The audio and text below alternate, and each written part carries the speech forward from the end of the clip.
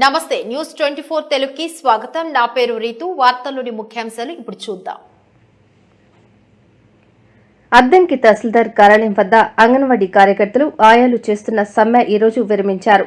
ఈ సందర్భంగా బాపట్ల జిల్లా సిఐటియు నాయకులు సిహెచ్ గంగయ్య మాట్లాడుతూ ప్రభుత్వం అంగన్వాడీల సమస్యలు అన్నిటికీ సానుకూలంగా స్పందించి నాయకులను చర్చలకు పిలిచి వారి న్యాయమైన డిమాండ్లను పరిష్కరించడం జరిగిందని, కాబట్టి ప్రతి ఒక్కరూ తమ విధుల్లో చేరాలని పిలుపునిచ్చారు।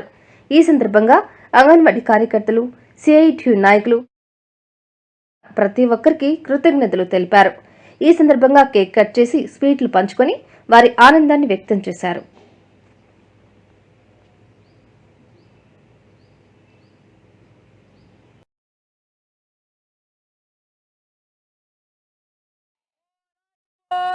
పోరాడి సాధిద్దాం,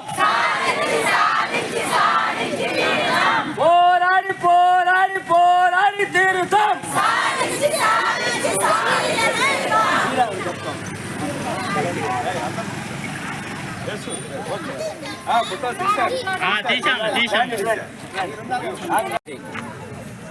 వాళ్ళ కుటుంబ సభ్యులు, అదేవిధంగా అన్ని రాజకీయ పార్టీలు, ముఖ్యంగా మీడియా సహకరించింది।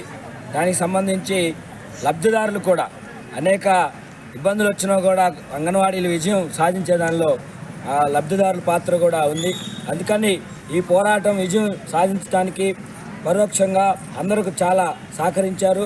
పట్టణంలో ఉన్నటువంటి ప్రజలు కూడా ఏదైనా సందర్భాల్లో అప్పుడు ఏదైనా రాస్తారోగులు అట్లాంటి సందర్భంలో కూడా అసౌకర్యం ఉన్న వాళ్ళు సహకరించారు।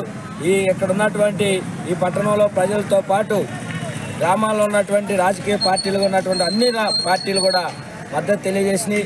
అదేవిధంగా ఇక్కడ పోరాడుతున్నటువంటి వాళ్ళకి నిధి ఎవరు శాతమైన సహాయం కూడా నిధి కూడా ఇచ్చి వాళ్ళకి ఫండ్ రూపంలో ఇచ్చి పరోక్షంగా కూడా సహకరించారు।